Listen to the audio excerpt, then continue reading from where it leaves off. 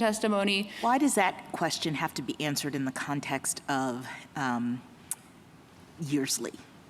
In other words, your friend on the other side suggested that the Yearsley defense is just, or at least one prong of it, is not really about whether this conduct is actually lawful or whether or not, this comports with the law, but just whether Congress had the constitutional ability to authorize it.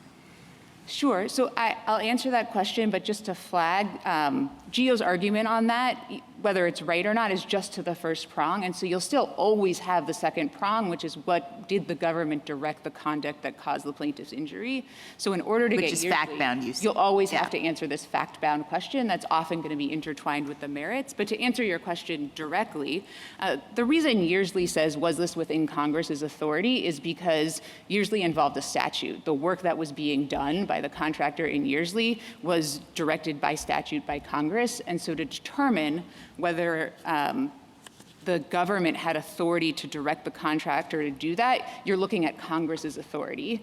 I am aware of no case that suggests that a contracting officer in an agency somewhere could authorize a contractor to violate federal law, and that would be validly conferred authority. And I think, the cases, I think, show otherwise. Yearsley itself, the reason it looks at whether the government provided a remedy for the taking was to determine whether the authority was validly conferred. And just to address the idea of agency principles, where this comes from, I take GEO's argument to be, well, these cases don't use the word privilege. That's true, most of them don't.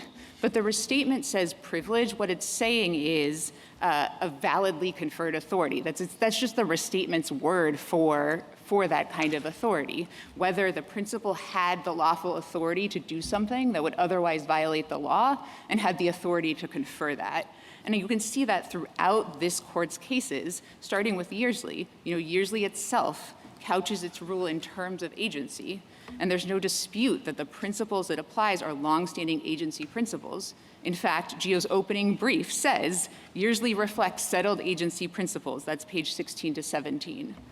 And this is most clear, I think, in Larson, where this court summarizes its jurisprudence on this. And I'll just read you a little bit of Larson.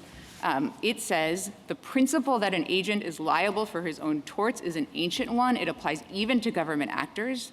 And then it says, if the actions of a government officer do not conflict with the terms of his valid statutory authority, then they are the actions of the government if they would be the actions of a private principal. So Larson is saying, when a government agent takes an action, what you look to is traditional agency law, principal agent, to figure out whether that's the act of the government. And then it also says, even if the action is the act of the government agent is still liable if his action is such that a liability would be imposed by the general law of torts. In other words, we're looking at the general principles of torts, which include agency, of course, to figure out when is the government agent liable. That's what this court said in Larson. And that principle, that ordinary principle from the restatement, from Larson, from Yearsley, from Brady, that ordinary principle is if the principal has authority and validly delegates it, the agent is not liable for complying with directions.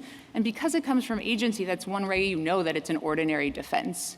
This court in Will versus Halleck said, this judgment bar, it's not exactly one-to-one with ordinary preclusion principles, but that's basically where it comes from.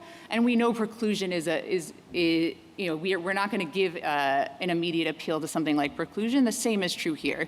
We don't ordinarily give an immediate appeal on the defense that my principal told me I could do this. And there's no reason to do so in this context. Thank you, counsel. Justice Thomas. Justice Alito.